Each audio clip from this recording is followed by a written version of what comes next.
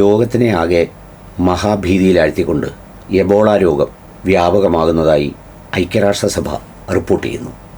Covid പോലെയുള്ള മാരകമായ രോഗങ്ങൾ അനുഭവിച്ച മനുഷ്യർ എബോള രോഗത്തിനെ വളരെ ഗൗരവപൂർവ്വം കാണണമെന്ന് അവരുടെ എമർജൻസി കുറിപ്പിൽ ലോകത്തെ അറിയിക്കുന്നുണ്ട്. എബോള വളരെ മാരകമായൊരു വൈറസാണ്. അതിപ്പോൾ പ്രത്യക്ഷപ്പെട്ടിരിക്കുന്നത് ആഫ്രിക്കയിലെ കോങ്കോയിലും അതുപോലെ തന്നെ ഗയാന എന്ന് പറയുന്ന സ്ഥലങ്ങളിലുമാണ്. അത് സെൻട്രൽ ആഫ്രിക്കയുടെ ഭാഗമാണ്.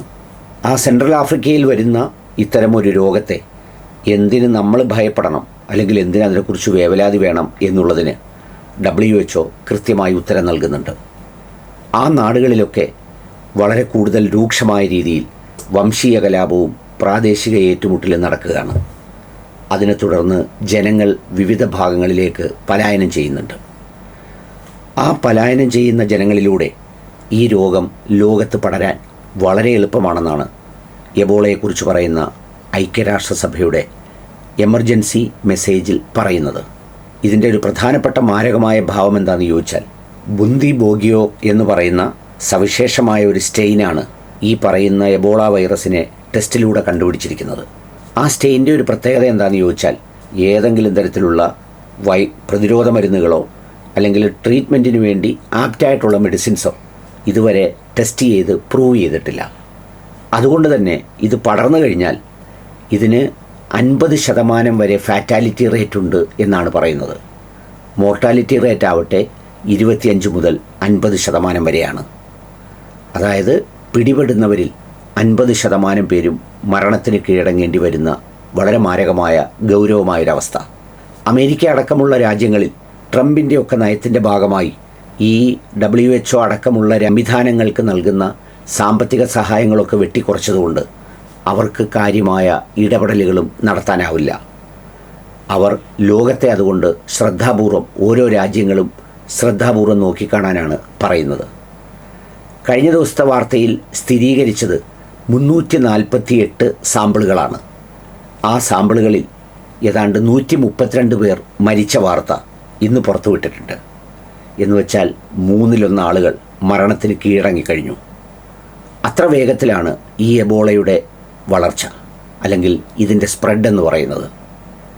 ഇത് ആഫ്രിക്ക കൊണ്ട് അവസാനിക്കും എന്ന് വളരെ സമാധാനപൂർവ്വം പറഞ്ഞ് വിശ്രമിക്കാൻ നമുക്കാവില്ല. ഒരുപാട് മാരകമായ രോഗങ്ങളുടെ പ്രതിസന്ധികൾ നിപ്പ വൈറസ് അടക്കമുള്ളവ നേരിട്ടതാണ് നമ്മുടെ സംസ്ഥാനമടക്കം. അതുകൊണ്ട് തന്നെ എബോള വൈറസിൻ്റെയും ഒരു ഗൗരവത്തെക്കുറിച്ച് ആരോഗ്യവകുപ്പും ആ മേഖലയും വളരെ ശ്രദ്ധാപൂർവം നോക്കിക്കാണേണ്ടതുണ്ട്. ഇത് പ്രധാനമായും പകരുന്നത് ബോഡി ഫ്ലൂയിഡിലൂടെയും വളരെ ക്ലോസ് ആയിട്ടുള്ള കോണ്ടാക്റ്റിലൂടെയുമാണ്.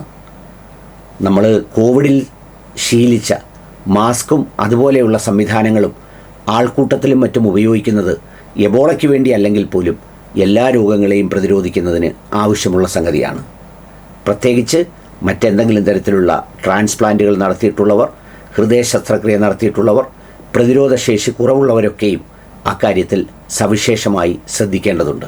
2014-16 കാലഘട്ടത്തിൽ ഈ എബോള പൊട്ടിപ്പുറപ്പെട്ടതിലൂടെ ആഫ്രിക്കയിൽ മാത്രം ഒരു സംസ്ഥാനത്ത് മരിച്ചത് 30,000-ഓളം ആളുകളാണ്. പക്ഷേ അന്ന് അത് അവിടെ കണ്ടെയ്ൻ ചെയ്യാൻ കഴിഞ്ഞു. ഇന്നത്തെ ലോകത്ത് എത്രമാത്രം അത് കണ്ടെയ്ൻ ചെയ്യാൻ കഴിയുമെന്നും ആ പരത്തുന്ന വൈറസിൻ്റെ അതിൻ്റെ സ്പ്രെഡിങ് ശേഷി അഥവാ ഓരോ മ്യൂട്ടേഷനിലും അതിനുണ്ടാകുന്ന മാറ്റത്തിലൂടെ കൈവരിക്കുന്ന കരുത്ത്, അതിജീവനത്തിലൂടെ നേരുന്ന കരുത്തിൻ്റെ ആ ഫാറ്റാലിറ്റി അതുകൂടിയാണ് ഇതിൻ്റെ അപകടം വർദ്ധിപ്പിക്കുന്നത്. ഒന്നും വരുത്താതിരിക്കട്ടെ എന്ന് പ്രാർത്ഥിക്കാം. കാരണം ഓരോ പ്രതിസന്ധിയും മനുഷ്യർക്കാകെയും നാരകീയമായ ദുഃഖങ്ങളും പ്രയാസങ്ങളുമാണ് സമ്മാനിക്കുക. എല്ലാ തിരക്കുകൾക്കുമിടയിൽ മറ്റെന്തിലെങ്കിലുമൊക്കെ വ്യാപരിക്കുന്നതിനിടയിൽ ഇത് വന്ന് പതിക്കുമ്പോഴാണ് നമ്മൾ ആ ആഘാതത്തിൽ നിന്ന് മാറി മറ്റൊരു വേദനയിലേക്ക് കൂപ്പുകുത്തുന്നത്.